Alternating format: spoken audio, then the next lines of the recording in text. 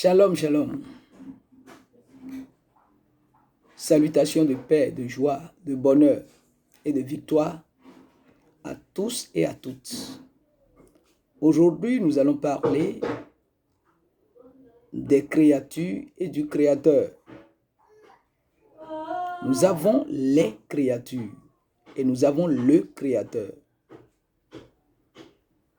Les créatures sont divisées en deux catégories. Il y a les créatures visibles et il y a les créatures invisibles.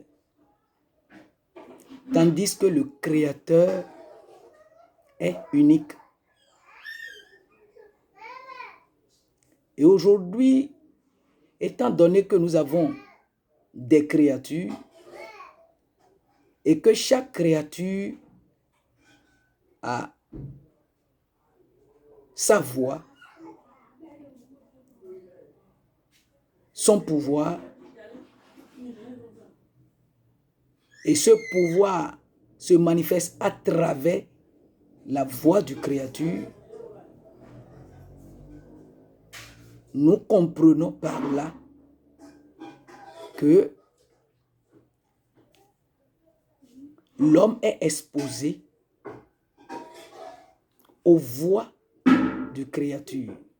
Et c'est ce voix-là que l'on résume en disant qu'il y a la voix du monde.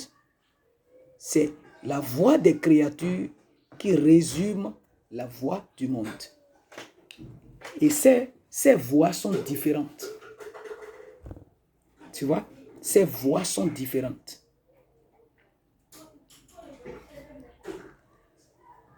L'arbre, l'esprit de l'arbre a sa voix. La terre a sa voix. La mer a sa voix. Le soleil a sa voix. Vous voyez? La lune a sa voix.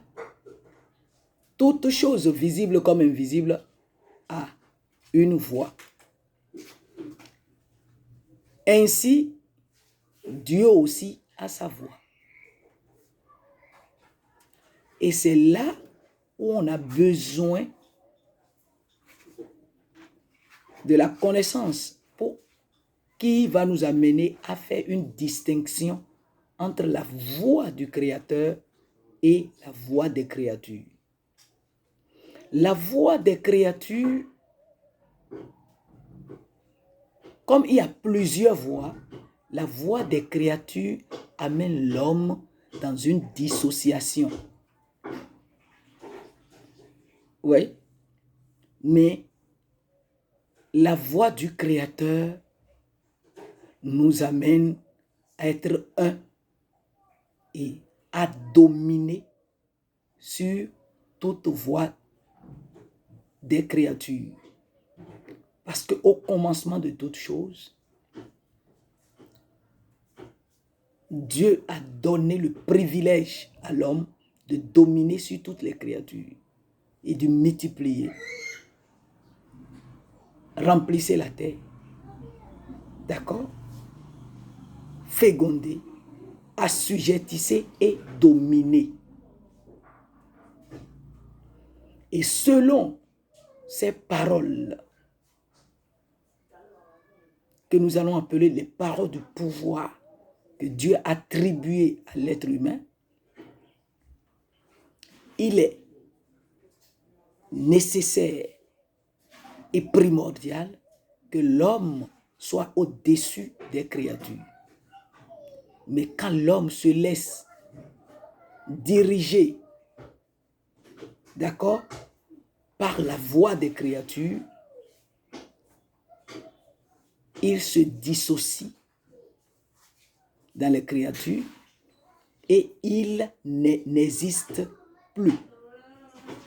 Son existence n'a plus, c'est-à-dire, il n'a plus d'existence. Oui, sa voix qui contient sa vie et qui contient son pouvoir est absorbé par la voix des créatures.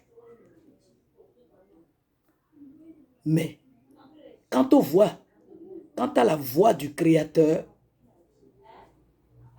cette voix nous amène, d'accord, à être maître des voix du Créateur, à être les utilisateurs, à être les commanditaires des voix des créatures.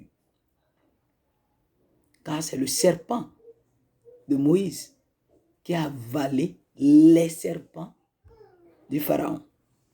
Parce que Pharaon, par la sagesse humaine, avait aussi étalé des serpents. Mais Moïse a fait sortir un seul serpent.